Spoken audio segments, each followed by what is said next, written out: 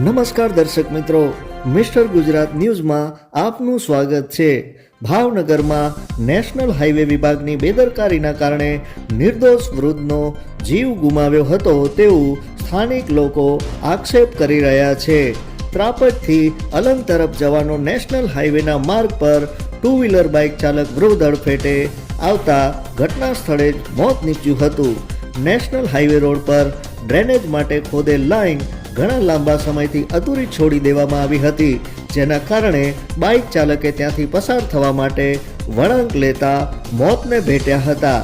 ભીખાભાઈ ભગવાનભાઈ બારૈયા નામના વૃદ્ધનું આ અકસ્માતમાં કરુણ મોત નીપજ્યું હતું।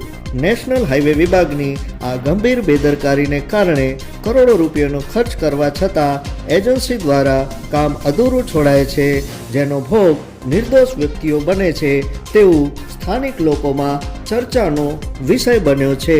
Report by Hasmukh Nimavat. જોતા રહો મિસ્ટર ગુજરાત ન્યૂઝ, સત્યતાની સાથે સ્પષ્ટ વાત। ધન્યવાદ।